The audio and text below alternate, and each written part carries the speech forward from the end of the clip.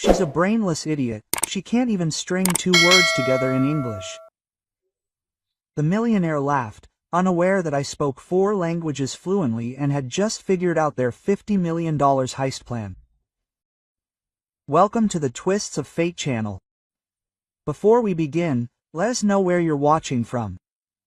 We're very interested. We hope you enjoy this captivating story. Anna Petrova stood in front of a cracked mirror in a small rented apartment on the outskirts of the capital, adjusting her black waitress uniform. The white apron, starched to a crisp finish, seemed like a symbol of a temporary compromise with a life that hadn't turned out quite as she'd planned. Looking back at her in the reflection was a 24-year-old girl with tired brown eyes and dark hair pulled back into a strict bun, as per the restaurant's requirements. Just 8 months earlier, she had defended her thesis in international economics at Los Pions University of Rome, receiving honors and letters of recommendation from 3 professors. 5 years of study in Italy had not been in vain. She was fluent in Italian, English, and French, understood international financial markets, and dreamed of a career at a major consulting firm. Back then, standing on the steps of the ancient university with her diploma in hand, it seemed like the world lay at her feet. But the reality of the domestic labor market proved harsh. An economic crisis, massive layoffs at major companies, an endless series of interviews where she was thanked with a fresh smile for her time and promised to be in touch soon. There were no calls. Money was dwindling with each passing month. Rent, utilities, food, everything required constant expenses, and there was no income. Her parents, Mikhail Stepanovich and Elena Pavlovna, simple schoolteachers from a small town, had exhausted themselves trying to provide their daughter with a European education. Her father worked double shifts. Her mother took on extra hours and tutoring. Calling them and asking for money was beyond Anna's strength. She watched her parents age over the years, her mother become sedentary, and her father hunched over under the weight of responsibility. Anna was forced to urgently find any job she could to at least pay the rent on her 1-bedroom apartment in a 9-story panel building on the outskirts of Studitsa. She got the apartment through an ad, a 28-square-meter apartment with Soviet-era furniture, a leaky faucet, and neighbors who kept the television on full blast at night. But it was better than sleeping at the train station. The White Swan restaurant was located in the heart of the city, in a restored 19th-century mansion with marble columns, stucco ceilings, and crystal chandeliers imported from Bohemia during the Tsarist era. It was a place where members of the State Duma, oil company owners, famous artists, and members of the creative elite dined. The average bill here started at 15,000 rubles, an amount that exceeded the monthly salary of her parents, who worked at a village school. Anna learned of a waitress opening through a job search website, where the requirements were fairly simple: presentable appearance, knowledge of basic etiquette, and preferably experience in the service industry. Despite her lack of restaurant experience, she was hired after a half-hour interview. The restaurant manager, an elegant man in his 40s wearing an expensive suit, quickly scanned her passport and asked a few general questions. "You know, Miss Petrova, we have some rather demanding clients, but I think you can handle it," he said, without even glancing at her bag where her diploma lay. A waitress's primary job is to provide high-quality table service. No education is required for this position. A desire to work and learn is key. Quote. Anna wanted to mention her university education and knowledge of languages, but the manager had already switched to explaining the work schedule and salary. Apparently, to him, she was just another girl looking for any job to earn a living. Her first day began at 7 a.m. with a briefing. The maître d'hôtel, Viktor Ivanovich, a man of about 5, with impeccable manners and graying temples, sternly explained the rules of the establishment. He spoke measuredly, as if he were giving a lecture at an institute for noble maidens. Here, Anna Petrovna is not just a guest, but practically a deity. A smile should be sincere, but unobtrusive. Politeness, boundless, and inconspicuousness are your main qualities. You must anticipate your guests' wishes before they even voice them. Viktor Ivanovich led her through the restaurant, showing her the table layout, serving methods, and telling her about the regulars. That table by the window is Deputy Semyonov's favorite. He always orders duck papatinsky and dry red wine. And that corner table is preferred by banker Volodin. He doesn't like being distracted by unnecessary questions. Just bring him his usual order. Then came the most important part of the briefing. Viktor Ivanovich lowered his voice and looked Anna straight in the eye. And remember the main rule of our establishment. What you don't overhear at our guests' tables is none of your business. Conversations about business, politics, personal life, all of that must remain within the restaurant.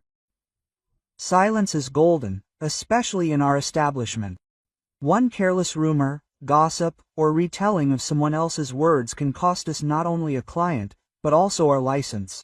Her colleagues gave the newcomer a rather cool reception. The women's locker room, reeking of cheap perfume and fatigue, had a unique atmosphere. Sveta, an experienced waitress in her 30s, with dyed blonde hair and bright red nail polish, glanced at Anna as she changed. Another student who thinks waitressing is a temporary, pocket money job, she grumbled, tightening her apron and adjusting her uniform. Let's see how long you can last once you realize you have to toil here for 12 hours on your feet, not read smart books. And earning tips here isn't as easy as it seems. Quote. Marina, another waitress, a woman in her 40s, with a kind face and tired eyes, was friendlier. Don't listen to Sveta, she greets all newcomers like that. The work is hard, yes, but once you get used to it, it's quite bearable. The main thing is not to argue with customers, even if they're wrong, and always smile. Quote, the first few days were extremely difficult for Anna. By evening, her legs ached so much that she could barely make it home. The constant pacing of the dining room with heavy trays of exquisite dishes made her arms tremble with exhaustion. Dozens of French wines, their serving methods, the correct temperature for storing different types of cheese, and the table-setting rules for various events all swirled in her head. But gradually, day by day, she settled into the rhythm of restaurant life. Her university education and good upbringing helped her find common ground with even the most capricious patrons. Anna could engage in intelligent conversation about Renaissance art, discuss the latest political events, or offer advice on choosing a wine to pair with a fish dish, often pleasantly surprising even the most sophisticated guests. She was especially saddened when foreign visitors, Italian businessmen, French diplomats, German industrialists, entered the dining room. Anna understood their every word, but was forced to remain silent, pretending to be an ordinary waitress. She overheard their conversations about European economics, politics, culture, topics where she could have maintained a professional conversation, but she had to limit herself to standard phrases and broken English. Water, warrior, menu. One day, she couldn't resist answering an Italian businessman in his native language when he asked about the local cuisine. The man was surprised, but Viktor Ivanovich quickly pulled her aside. Anna Petrovna, don't show off in front of your guests. Our clients value professional distance. Leave your erudition at home. Quote. From then on, she no longer risked flaunting her knowledge. In the evenings, returning home in the chilly autumn weather, Anna would sit at her small desk and leaf through her university notes. Framed diplomas, photographs from her graduation ceremony in Rome, letters of recommendation from Italian professors on university letterhead. It all seemed like a part of another life, a distant memory, like a beautiful but unreal dream. It happened on a Thursday evening, when October rain pounded the restaurant windows and birch logs crackled in the fireplace, creating an atmosphere of comfort and warmth. Anna was setting the tables for the evening banquet, carefully arranging crystal glasses and checking that the cutlery was properly laid out, when three men entered the restaurant's main hall. The first thing that caught her eye was their impeccably expensive suits. The fabric was clearly Italian, custom-made by experienced tailors. The eldest of the three men was about a bird's eye, with receding temples and a commanding gaze. A gold watch gleamed on his wrist, which Anna immediately recognized as a Philippa's, worth at least as much as an apartment in the center of the capital. The other two were younger, around 40. One was a tall, blond man with cool blue eyes, the other a dark-skinned man with a neat beard and expensive, thin-framed glasses. "Welcome to the White Swan restaurant," Viktor Ivanovich greeted them with a particularly formal bow, the kind he reserved for only the most important guests. Anna noticed the maitre d' was slightly nervous, adjusting his tie and smiling ingratiatingly. Clearly, these men weren't just wealthy clients, but figures whose influence extended far beyond the restaurant business. "A table in a private room, as usual, Mr. Kravtsov?" Viktor Ivanovich asked, and the older man nodded without even deigning to glance at the maitre d'. Anna mentally noted the name Kravtsov. She'd heard it somewhere before, perhaps in news reports or business programs. Viktor Ivanovich led the guests to a private room located at the back of the restaurant. This room was furnished with particular luxury.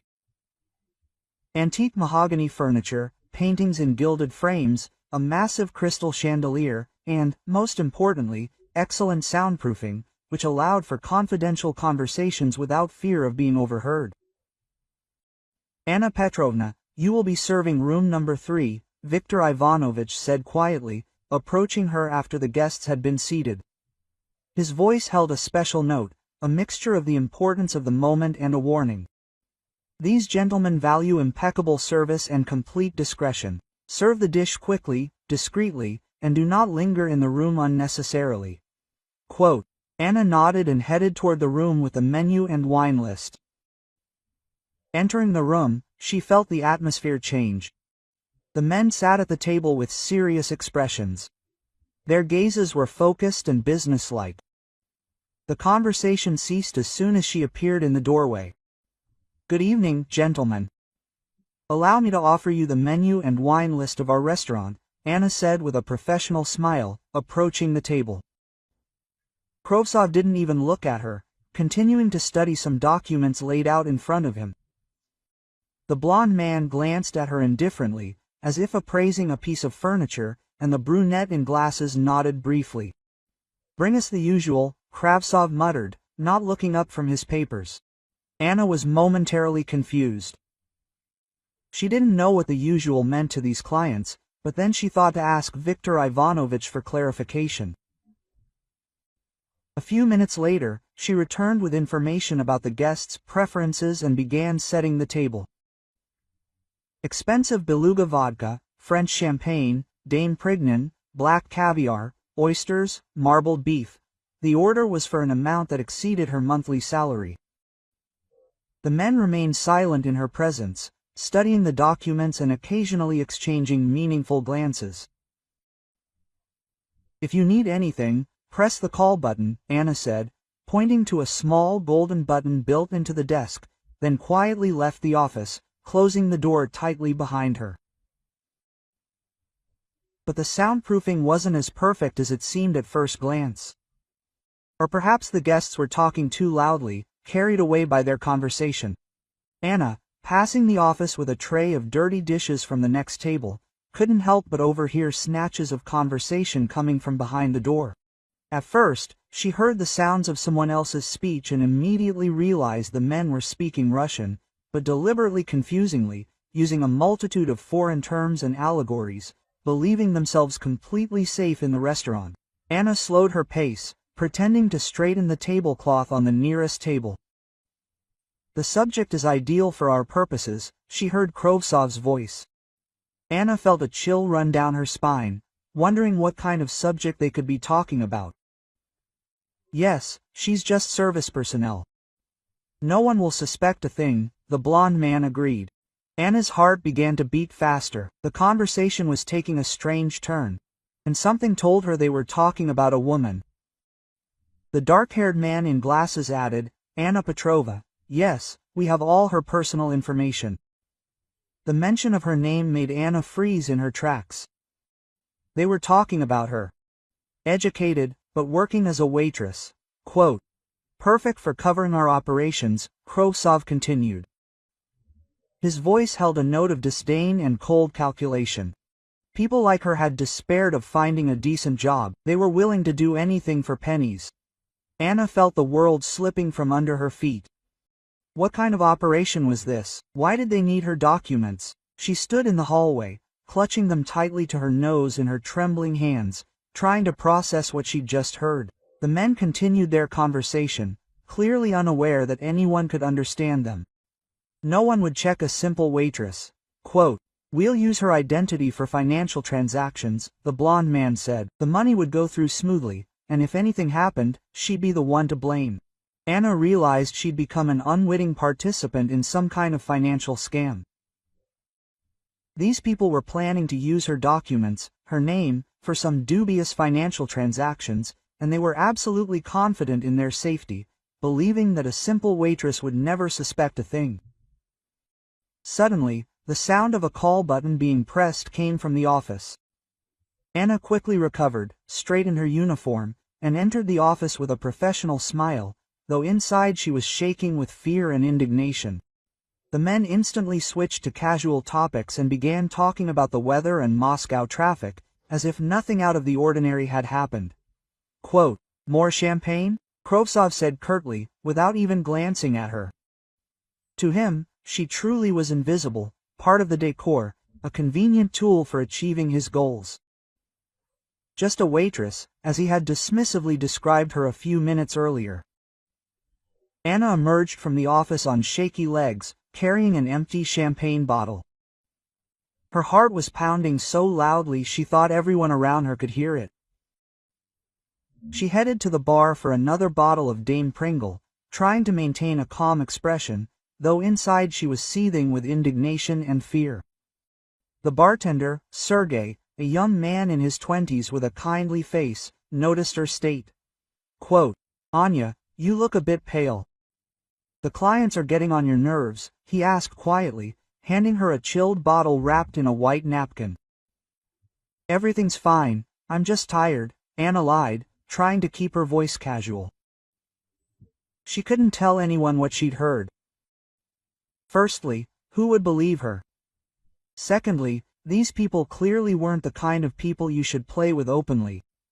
But she had to find out more about their plans.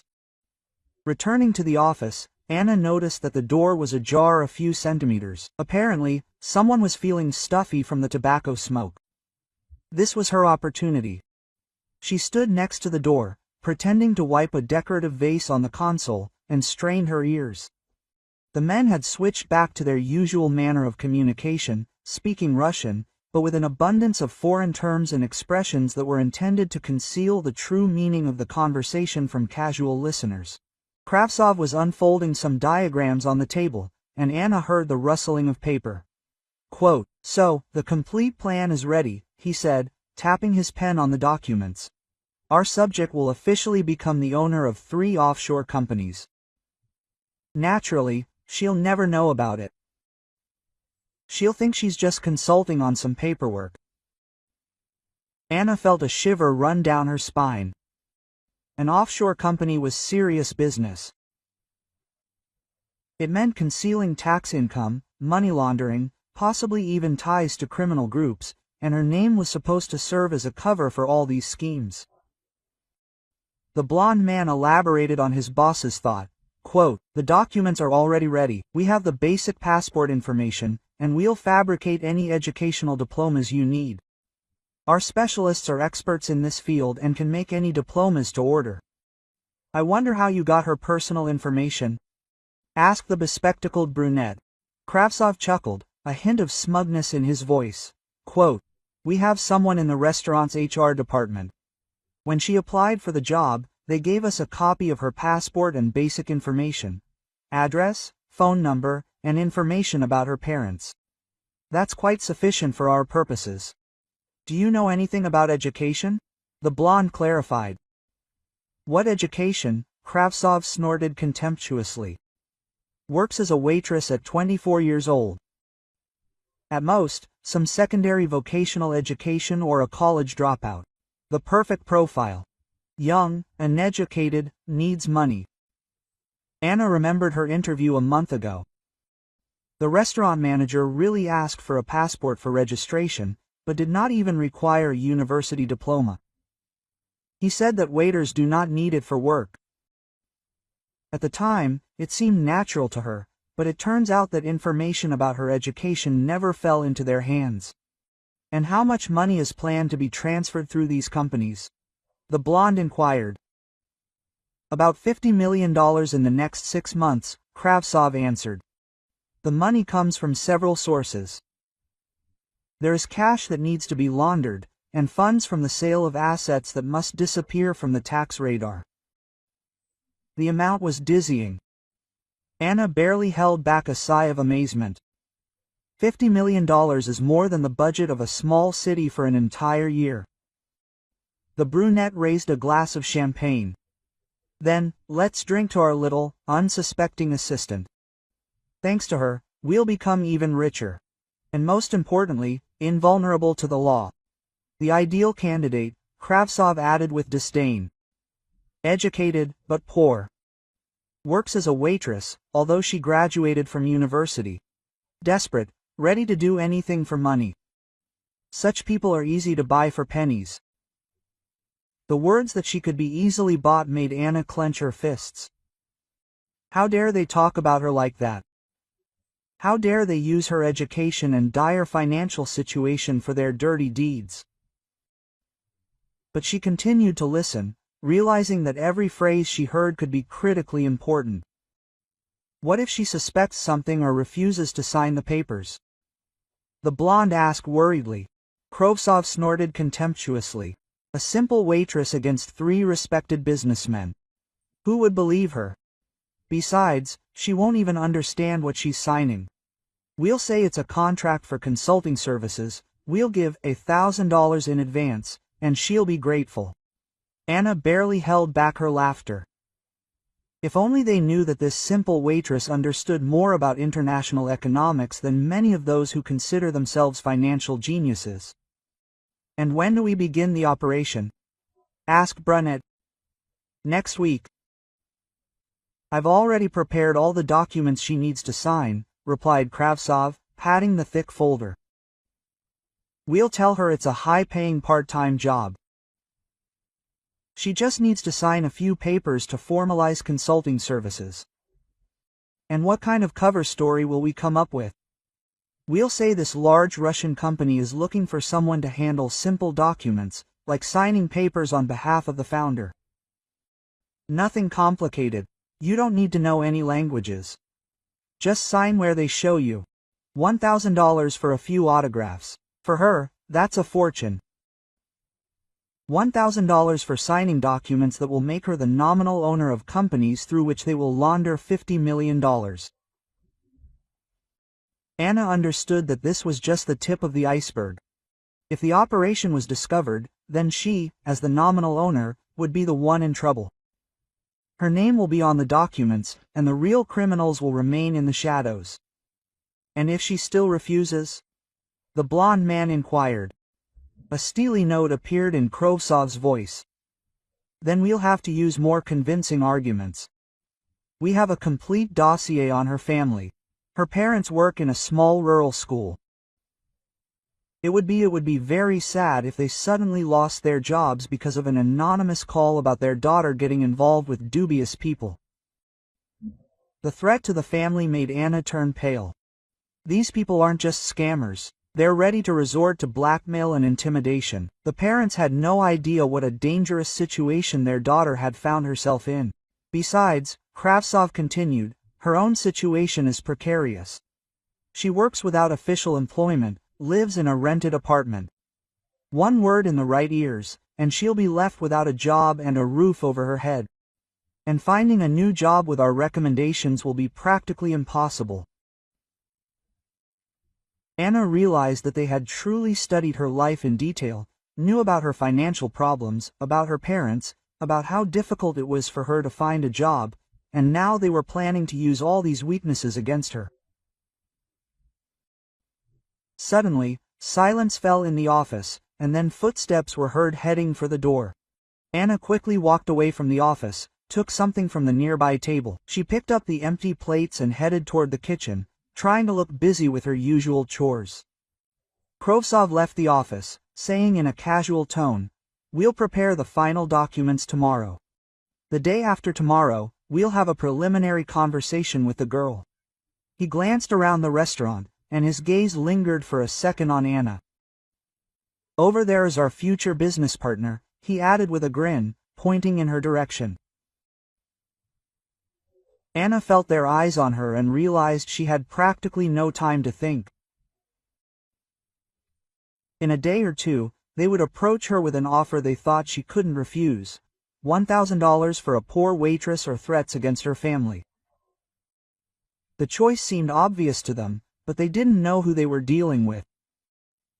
The simple waitress turned out to be much smarter and more educated than they had assumed. And now Anna knew exactly what she had to do. This game was just beginning, but she was ready to show these gentlemen that not everyone is bought by money or intimidated by threats. The next day, Anna arrived at work earlier than usual. She barely slept all night, pondering the conversation she had overheard and her possible courses of action. Fragments of the previous day's conversation, every word of Krovtsov and his henchmen, swirled in her head. She understood that she was in an extremely dangerous situation, but there was nowhere to retreat. The entire day passed in agonizing anticipation. Anna waited tables, smiled at customers, and carried out her usual duties, but she was mentally prepared to face the scammers. She even wore a white blouse under her uniform and neatly braided her hair. She wanted to look as professional as possible at what could be a turning point in her life. Kravtsov arrived at the restaurant around 7 p.m., when the room was filled with customers and the waiters were once again busy among the tables with trays. He arrived alone, without his companions from the previous evening, and looked like a typical successful businessman: an expensive gray suit, gold cufflinks, and the confident gait of a man accustomed to command. Quote, "Anna Petrovna, could you come over here for a moment?" he asked her as she passed with a tray. His voice was polite, but there was a hint of superiority in it. "I have a small business proposal for you." Quote. Anna's heart quickened, but she tried to remain calm. "Of course, Mr. Krovtsov, just let me take this order to the kitchen." She deliberately called him by his last name, showing that she remembered yesterday's guest. A few minutes later, they were sitting at a small table in the corner of the room, away from other customers. Krovtsov ordered coffee and leaned towards Anna, lowering his voice to a confidential tone. "Anna Petrovna, I notice that you work carefully and responsibly. This is rare among young people." "Thank you for the compliment," Anna replied, trying to look modest. "I try to do my job conscientiously. That is why I decided to contact you." Quote. Krovtsov took an elegant leather folder from his pocket. "Our company has a simple job, and we need a reliable person to prepare some documents. The work is elementary, but it requires accuracy and honesty." Quote. Anna made an interested face. "And what exactly will you need to do?" "Very little." Kravtsov opened the folder and took out several sheets of paper with text in English language. "You just need to sign the contracts. According to Russian law, any adult citizen can be a company founder. You will be listed as the company's owner purely nominally. Of course, no real work will be required of you." Anna took the documents and began to study them, pretending to struggle with the English text. In fact, she clearly saw that these were the incorporation documents of 3 offshore companies, where she was supposed to be listed as the director and primary beneficiary. Quote, The documents are in English, she said with some confusion. I, of course, studied the language at university, but I'm not so well versed in legal terminology.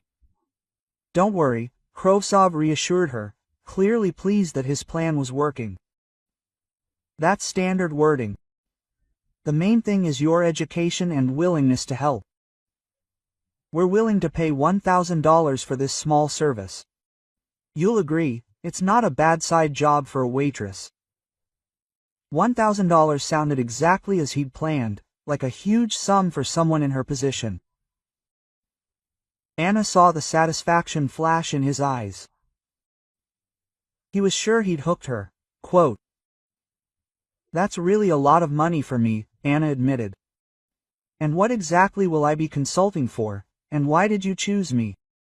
"You see, our company works with document management," Krovtsov lied. "We need someone who will simply carefully sign the papers where we show them. Nothing complicated, you know how to write your name." He smiled patronizingly. "The main requirements are reliability and secrecy." Anna nodded, continuing to play the role of an interested but inexperienced girl. "And when will the documents need to be signed?" "Right now, if the terms are acceptable to you." Krovtsov took an expensive gold pen from his pocket. Quote, "I took all the necessary papers with me. You will receive your fee within an hour after signing." The decisive moment had arrived. Anna took the pen in her hands. Feeling its weight, Kravtsov leaned closer, watching her every movement. His gaze was a mixture of triumph and disdain. Another simpleton had fallen into his net. Anna bent over the documents, as if carefully studying the signature area. Then, instead of her name, she wrote in large letters in Italian, "Il gioco finito, the game is over." Kravtsov did not understand at first what had happened. He looked at the Italian inscription, trying to make out what the girl had written. "What is this? What have you written?" She raised her head and looked him straight in the eyes. Her voice was calm, but there was a hint of steel in it. "I wrote that the game is over, Mr. Krovtsov." "I don't understand what you're talking about." Kravtsov tried to feign bewilderment, but his voice was already sounding nervous. "Then let me explain." Anna leaned back in her chair and switched to pure Italian without the slightest accent. "Last night, I accidentally overheard your conversation with your partners. You were discussing how to use a simple waitress to launder $50 million through offshore companies." Krovtsov's face turned white as chalk. He opened and closed his mouth, unable to utter a word. His self-confidence evaporated in a matter of seconds. "You said that I was just a waitress who didn't even speak English properly," Anna continued, now switching to impeccable English. "You thought that an educated but poor girl would easily agree to your adventure for $1,000. Kravtsov tried to pull himself together. Quote, "Miss, you've misunderstood something. We were discussing completely legal transactions." "Really?" Anna pulled her cell phone out of her pocket. "Then explain to the police why I should appear in these documents as the owner of companies through which millions of dollars are planned to be transferred. And why did my personal data end up in your hands without my consent?" "What police?" Krovtsov glanced around, but hadn't noticed anything suspicious yet. "And there they are." Anna nodded toward the restaurant entrance. Several men in formal suits were indeed entering the room, but Kravtsov hadn't yet realized they were operatives. Quote, "You see, Mr. Kravtsov," Anna said, rising from her chair, "I'm not just a waitress with a diploma. I'm a graduate of the University of Rome, I'm fluent in 4 languages, and I understand perfectly well what money laundering is. I'm also a law-abiding citizen who won't allow their name to be used for criminal schemes." Kravtsov jumped up from the table, knocking over his coffee cup. "This is some kind of mistake. I didn't do anything." "Tell this to the investigator," Anna replied calmly. "In the meantime, remember, don't underestimate people just because they work as waiters. Sometimes, behind a modest uniform, There's much more than you might imagine. Quote. At that moment, detectives approached their table. One of them, a middle-aged man with a serious expression, showed his ID. Oleg Viktorovich Krovtsov, you are under arrest on suspicion of organizing a criminal organization and money laundering. The detectives surrounded the table where Anna and the pale-faced Krovtsov were sitting. The group's leader, Police Captain Sergei Mikhailovich Voronov, a man in his 40s with piercing gray eyes, pulled an ID from his pocket and spoke clearly. Oleg Viktorovich Kravtsov, you are under arrest on suspicion of creating a criminal organization, money laundering, and preparing to commit large-scale fraud. The entire restaurant froze. Diners at nearby tables stopped eating. Waiters paused with trays in hand, and cooks emerged from the kitchen, attracted by the unusual noise. Viktor Ivanovich, the maitre d', stood at the counter with his mouth open, unable to comprehend what was happening in his establishment. This is a misunderstanding, Krovtsov exclaimed, rising from the table so abruptly that he knocked over his chair. I was just conducting routine business negotiations. I have a lawyer, I know my rights. Quote. Of course you know? Captain Voronov replied calmly. So now I'll read them to you again. He began reciting the standard formula for the rights of the detainee, while two of his subordinates gently but firmly took Kravtsov by the arms. Anna watched with a sense of deep satisfaction, but also some surprise. Excuse me, Captain, but how did you find out about the meeting? I didn't call anyone. Quote. Voronov smiled. And you shouldn't have called, Anna Petrovna. We've been monitoring Mr. Krovtsov and his group for 6 months now. Their conversation in this restaurant yesterday was audio recorded. We have a court order for operational surveillance. Quote.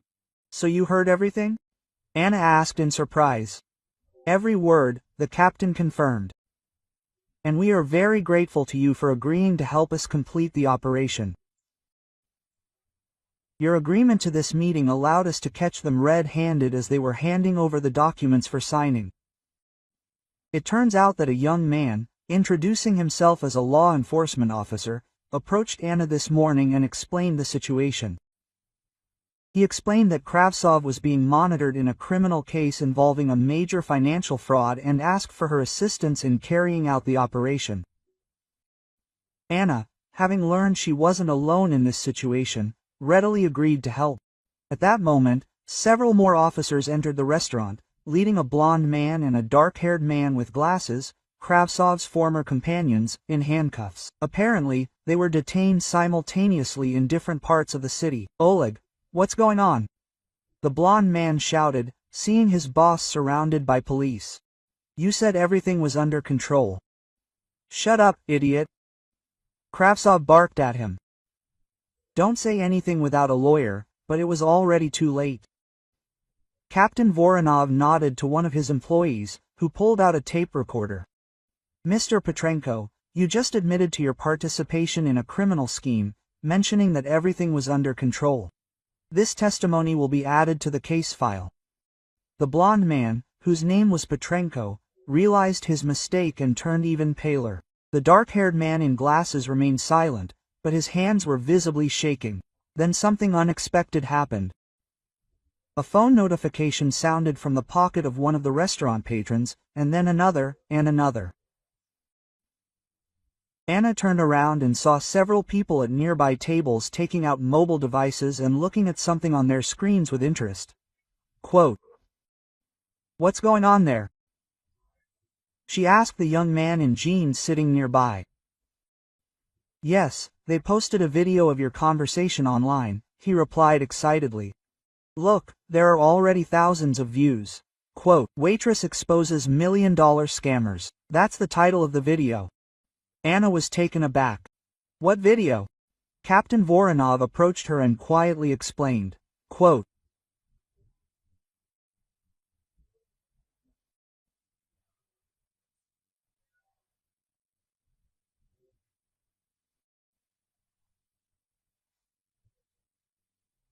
as part of an operational operation, we were conducting covert video recording.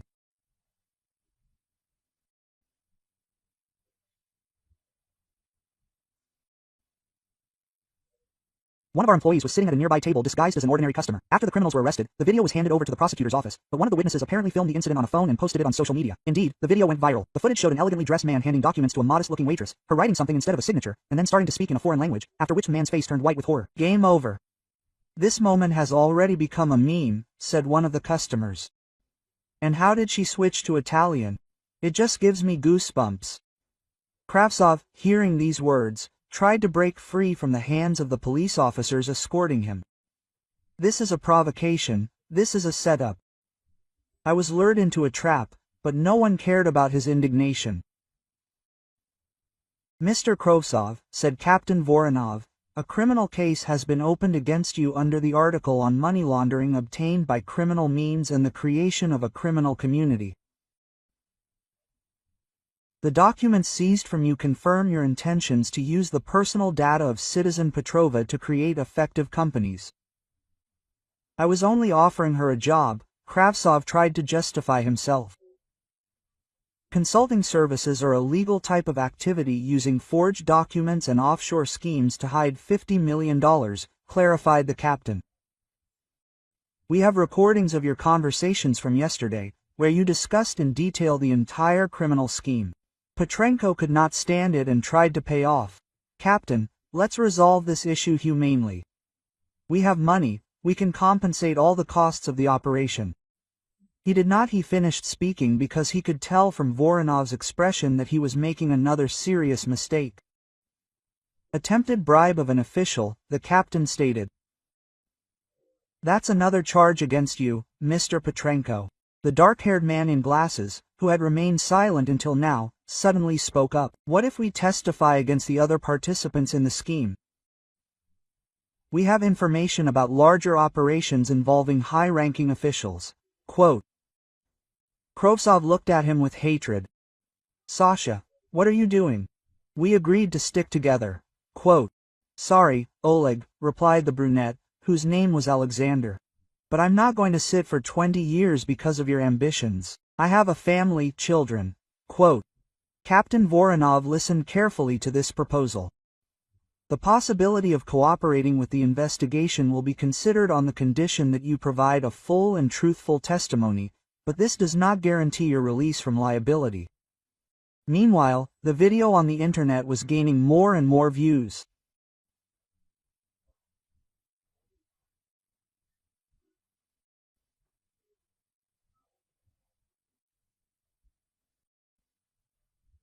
Anna saw how people in the restaurant recognized her and pointed. Some approached and asked to take pictures, others applauded. The atmosphere in the room became festive, despite the presence of the police. Anna Petrovna, Captain Voronov addressed her. You will need to testify as a witness. But first, we will ensure your safety. These people may have accomplices who will try to take revenge. And what will happen to my work? Quote. Anna asked, looking at the shocked Viktor Ivanovich. The maitre d'hotel approached her and unexpectedly shook her hand. Anna Petrovna, you're not going to lose your job. You've brought such fame to our restaurant that we'll now be the most famous establishment in the city. Everyone will come to see the place where a major mafia organization was exposed. Indeed, journalists were already arriving in cars. Word of the brave waitress who outsmarted the million-dollar scammers was spreading like wildfire. When the criminals were taken away and the detectives finished their work, Anna returned to her duties. But now every customer wanted to be served by her. People ordered expensive dishes and left generous tips, asked for details of the story, and took photos with the heroine of the day. By the end of her shift, Anna realized her life had changed dramatically. The video had already been viewed over 1 million times, and in the comments, people admired her intelligence, education, and courage. Many wrote that it was a wonderful lesson for those accustomed to treating waitstaff as second-class citizens. By the next morning, the video exposing the scammers had garnered over 5 million views. Anna woke up to the sound of her phone ringing. Journalists, TV producers, and representatives from various publications were calling. Her number had somehow become publicly available, and there were so many people wanting an interview that she simply stopped answering. When Anna arrived at the restaurant, A veritable crowd was waiting for her outside. Journalists with cameras, photographers, and simply curious passers-by. Everyone wanted to see the girl who had become an overnight internet sensation. The restaurant's security guards had a hard time escorting her through the crowd to the service entrance. "Anna, Anna!" the reporters shouted. "Tell us, how did you decide to take this step? Were you both afraid? Are you planning to change careers?" Quote, Viktor Ivanovich greeted her at the door with an excited expression. "Anna Petrovna, we're sold out today. All the tables are booked a month in advance. People are coming specifically to eat at the restaurant where this story took place." Quote, "The administration asks you to come see them. Many offers have been received." A surprise awaited Anna in the manager's office. Several people in expensive suits were seated at the table, and on the table lay folders with documents and business cards. "Anna Petrovna," the manager stood up to greet her. "Allow me to introduce you to Mr. Semyonov, rector of the Institute of International Relations, Ms. Volkova, dean of the Faculty of Economics at Moscow State University, and Mr. Petrov, HR director of Alpha Consult, a major consulting company." The rector, an elderly man with a kind face and a gray beard, was the first to extend his hand to Anna. "Anna Petrovna, we have carefully studied the story involving you. Your language skills, education, and fundamental integrity have made a great impression on us. We would like to offer you a position as a lecturer in international economics at our institute." Quote, Ms. Volkova, an elegant woman in her 50s, added, "MSU is also interested in such a person. We are ready to offer you a position as a senior lecturer in the Department of European Languages, with the opportunity to teach lectures in Italian to international relations students." Quote, Mr. Petrov, a middle-aged man with a business-like expression, placed his business card on the table. "Our company is ready to offer you the position of senior consultant for international projects. The salary is 3 times higher than the university's, plus bonuses for each successful project." Quote, Anna looked at these people in confusion. Just yesterday, she was a simple waitress, barely making ends meet. And today, 3 prestigious organizations were simultaneously offering her the job of her dreams. "I don't know what to say," she admitted. "This is so unexpected. May I have time to think?" "Of course," the rector nodded. "But I want to add that there is another important aspect to our offer. The story of exposing the fraudsters showed that you are not only educated, but also principled. Such people are currently in short supply in the educational system." Quote, after the representatives of the educational institutions and the company left, the restaurant manager was left alone with Anna. "Anna Petrovna, I understand that you will most likely accept one of these offers, and I will only be happy for you. But I want to say, if you want to stay with us, we are ready to offer you the position of assistant, managing the appropriate salary." At that moment, there was a knock on the door. Sveta, the same experienced waitress who had greeted Anna coldly on her first day, entered. But now her eyes showed admiration and a little shyness. "Anya, forgive me for the way I greeted you then," she said. "I thought you were an ordinary student, earning some money to cover her expenses. But it turns out you're a real hero. I'm proud to work alongside you." "Sveta, you shouldn't say that," Anna said, embarrassed. "I just happened to be in the right place at the right time."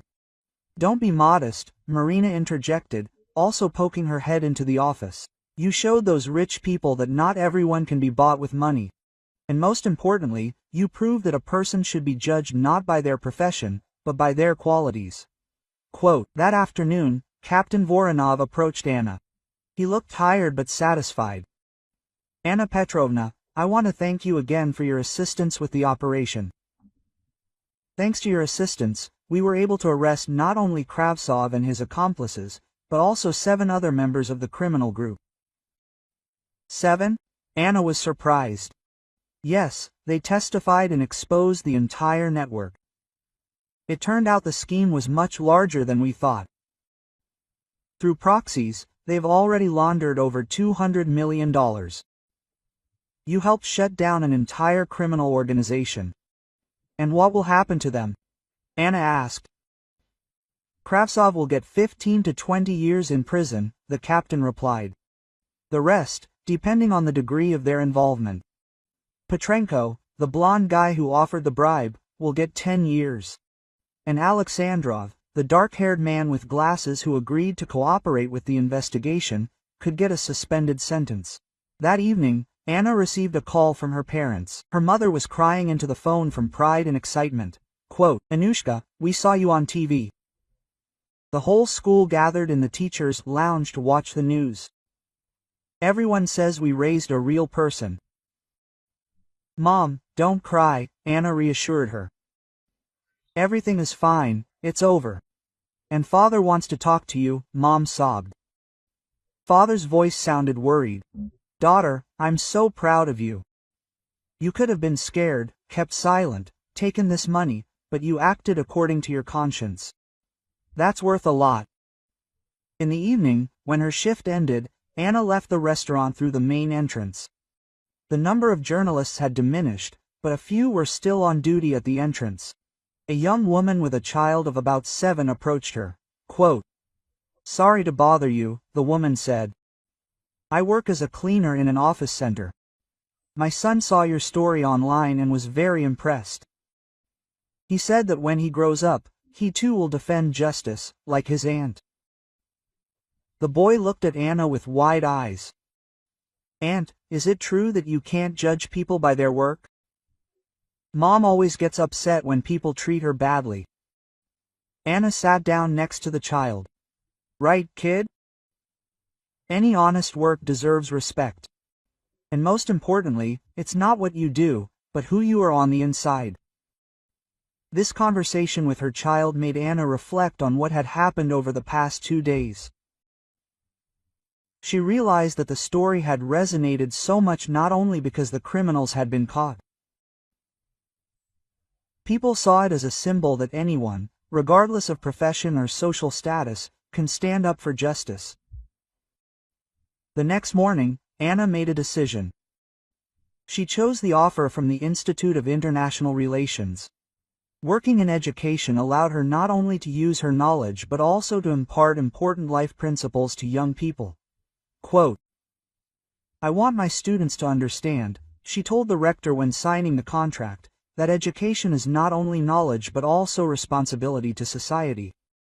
And that a person's dignity is determined not by their financial situation, but by their actions. Anna's story became the subject of hundreds of articles and television reports. She was often invited to speak at various events, sharing her story with young people. And each time, she emphasized the same idea. It doesn't matter what your profession is, what matters is whether you remain human under any circumstances. A month later, Anna crossed the threshold of the Institute of International Relations as a teacher. Spacious classrooms with high ceilings, students in business suits, an atmosphere of serious academic work. It all seemed almost unreal to her after the restaurant hall.